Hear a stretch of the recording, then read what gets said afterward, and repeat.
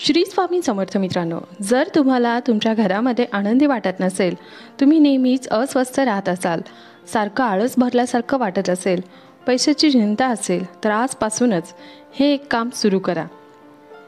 आपल्याला आपल्या आयुष्यामध्ये प्रगती, विकास आणि समृद्धी तसेच आरोग्य हवं असतं.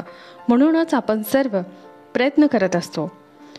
आपल्या सर्व प्रयत्नांना न जुमानता कधीकधी आपल्याला दुःखाला देखील किंवा संकटाला देखील तोंड द्यावं लागतं. याचं कारण घरातील वास्तू असू शकते.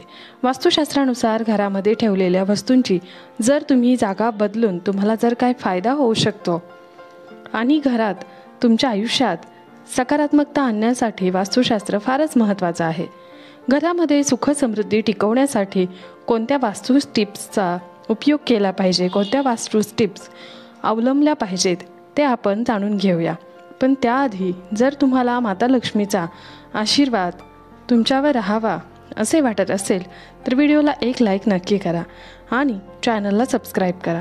कमेंट बॉक्समध्ये जय श्री माता लक्ष्मी, जय श्री स्वामी समर्थ नक्की लिहा. गुरुवारी घरामध्ये कोणतीही पिवळी वस्तू घालायला सुरुवात करा. घरामध्ये गुरुवारी पिवळे वस्त्र घालू शकता, तसेच पिवळी फळं खाऊ शकता. गुरुवारी मात्र हिरव्या रंगापासून दूर राहा, हिरव्या वस्तूपासून देखील दूर राहा. 2. बुधवारी तुम्ही हिरव्या रंगाचे पदार्थ खावेत, पिवळ्या रंगापासून दूर राहू शकता. असं केल्याने घरामध्ये सुख, शांती, समृद्धी वाढते, आनंद येतो, समस्या देखील दूर होतात आणि घरामध्ये आनंदी वातावरण तयार होतं. कारण ग्रहवारांच्या दिवशी त्या ग्रहांशी समान असलेला रंग घातल्याने ते ग्रह आपल्याला शुभ परिणाम देतात. शुक्रवारच्या दिवशी लाल कपडे परिधान करू शकता. शुक्रवार माता लक्ष्मीसोबत शुक्रदेवाचा वार समजला जातो. पांढरे, लाल, गुलाबी हे कपडे परिधान करू शकता. असं केल्याने माणसाला ऐश्वर्य, सुख, समृद्धी यांची प्राप्ती होते. शुक्रवारच्या दिवशी शुक्रयंत्राची पूजा केल्याने पुत्रप्राप्ती देखील होते आणि धनप्राप्ती देखील होते. वास्तुशास्त्रानुसार सकाळी उठल्यावर तुम्ही सर्वात आधी तुमचा मुख्य दरवाजा स्वच्छ करा आणि सजवा. यामुळे देवी लक्ष्मीचा आशीर्वाद तुमच्यावर राहतो आणि घरामध्ये सुख समृद्धी यासोबतच भरपूर नवीन पैसा येण्याचे स्रोत देखील उपलब्ध होतात. 3.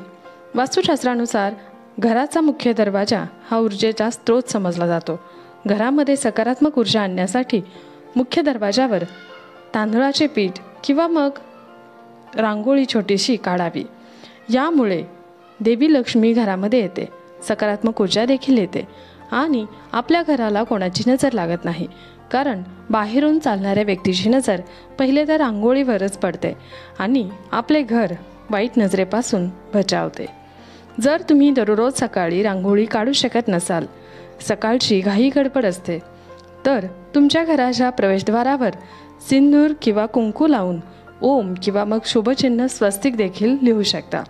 यामुळे तुमच्या घरामध्ये कधीही कोणताही आजार प्रवेश करणार नाही व नकारात्मक ऊर्जा देखील तुमच्या घरातून निघून जाईल.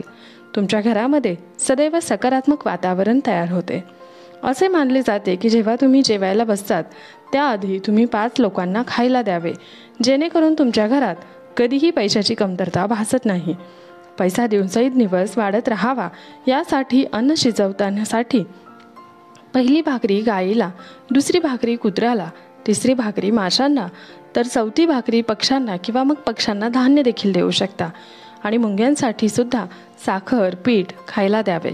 यामुळे सुद्धा तुम्हाला तुमच्या घरामध्ये सुख समृद्धी प्रवेश करते. यामुळे आपल्याला पंचमहायज्ञ केल्याचं पुण्य मिळतं. आपल्याला लागलेले सगळे दोष हळूहळू कमी व्हायला मदत होते आणि आपल्यावर आपले पूर्वज देखील खूप खुश होतात. आपल्यावर त्यांची कृपा राहते, आपल्याला चांगले शुभाशीर्वाद देतात. आपल्या प्रगतीमध्ये येणारे अडथळे हळूहळू कमी होतात. त्यामुळे घरामध्ये पैसा येण्याच्या मार्गात येणारे अडथळे देखील कमी होतात. म्हणून जेव्हा जेव्हा संधी मिळेल तेव्हा या 5 पैकी एक तरी नक्कीच खायला द्या. याशिवाय असे म्हटले जाते की घराच्या मुख्य प्रवेशद्वारावर तुळशी आणि चमेलीचे झाड लावल्याने घरामध्ये संपत्ती येते. सकाळी उठल्यानंतर व्यक्तीने ही झाडं आवश्यक पाहावीत. याशिवाय हिंदू धर्मात तुळशीचे रूप पवित्र मानले जाते. ही वनस्पती बहुतेक हिंदू घरामध्ये आढळते. या वनस्पतीची दररोज पूजा केली जाते.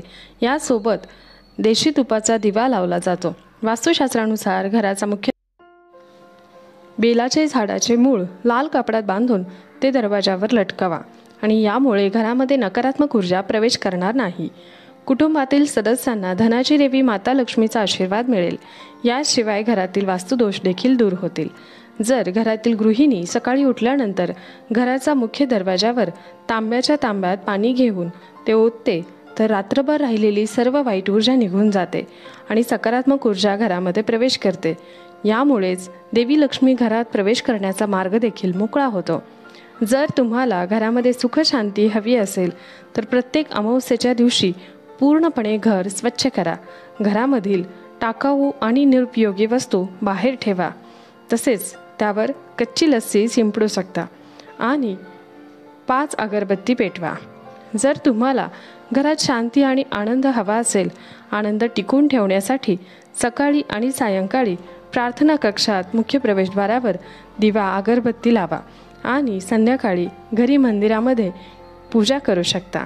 तुम्हाला तुमच्या घरात आनंद यायचा असेल तर घरी लाफिंग बुद्ध ठेवू शकता, कारण लाफिंग बुद्ध हे आनंदाने आणि समृद्धीचे प्रतीक आहेत. वास्तुशास्त्रानुसार लाफिंग बुद्ध हे ठेवल्याने सुख शांती मिळेल. कुटुंबातील सदस्यांना आर्थिक संकटांचा सामना देखील करावा लागणार नाही. याशिवाय जर तुमच्या बेडरूममध्ये बुडत्या झांजाचे चित्र, महाभारतातील युद्ध किंवा हिंसक प्राण्यांची चित्र असतील तर त्यामुळे सुख समृद्धीचे ते कारण बनतात. वैवाहिक जीवनात ते तणाव निर्माण करतात आणि म्हणूनच ते आजच आपल्या बेडरूममधून अशी चित्र दूर करा. सूर्यास्ताच्या वेळी घर झाडू नका. त्यानंतर असं केल्याने धनाची हानी होते, माता लक्ष्मी रागवते आणि आपलं घर सोडते. यामुळे पैशाची कमतरता भासू शकते. शक्यतो सायंकाळी 5:30 वाजेपर्यंत घर झाडून पुसून स्वच्छ करून घेऊ शकता. लक्ष्मी यायच्या वेळेला घरातील केरकचरा, घरातील खरकटे असे सामान उकिरड्यावर फेकू नका किंवा दारामध्ये ठेवू नका. कापूर जाळणे ही प्रार्थनेदरम्यान कापूर जाळला जात असला तरी रात्री झोपण्यापूर्वी तुपात बुडवून कापूर जाळला पाहिजे. यासोबत त्याचा धूर संपूर्ण घरात पसरवा. असं केल्याने घरामध्ये शांती राहते. असं मानलं जातं की असं केल्याने नकारात्मक ऊर्जा देखील घरातून बाहेर पडते. नकारात्मकता दूर करण्यासाठी मीठ देखील खूप प्रभावी आहे. जर तुम्हाला हवे असेल तर तुम्ही मिठाचा घट्टा बनवा आणि घराच्या एखाद्या कोपऱ्यात ठेवा, जेणेकरून ते कोणीही पाहू शकणार नाही. यामुळे देखील घरामध्ये आनंद परत येईल. वास्तुशास्त्रानुसार घराचा ईशान्य कोपरा सर्वात पवित्र आणि सकारात्मक भाग मानला जातो. या कोपऱ्यामध्ये देवी देवता राहतात. जीवनात प्रगती आणि यश मिळण्यासाठी हे ठिकाण नेहमी प्रकाशमान आणि स्वच्छ ठेवले पाहिजे. या ठिकाणी पूजाघर मांडणे खूप शुभ आहे. वास्तुशास्त्रानुसार अनावश्यक पाणी टिपकणे किंवा नळ गळणे हे पैशाचे नुकसान दर्शवते. वास्तूनुसार नळ किंवा टाक्यांमधून पाणी टपकत असेल तर ते शुभ मानले जात नाही. सुख आणि समृद्धी अशा घरामध्ये जास्त काळ टिकत नाही. घरात सुख समृद्धी आणि शांती राहावे म्हणून असा वास्तुदोष त्वरित दूर करावा. ज्योतिषशास्त्रानुसार अनेक ग्रह शुभ परिणाम देतात. त्यापैकी गुरुग्रहाला सुख समृद्धीचे कारक मानले जाते. जीवनात गुरुग्रह बळकट करण्यासाठी फरशी पुसण्याच्या पाण्यात थोडे मीठ आणि हळद मिसळा. या उपायाने फरशी पुसून टाका. जीवनात प्रगती होण्याची शक्यता वाढते. दररोज देवाची पूजा करावी. घरामध्ये अगरबत्ती लावावी, दिवे लावावेत. यामुळे घरातील वातावरण शुद्ध राहते.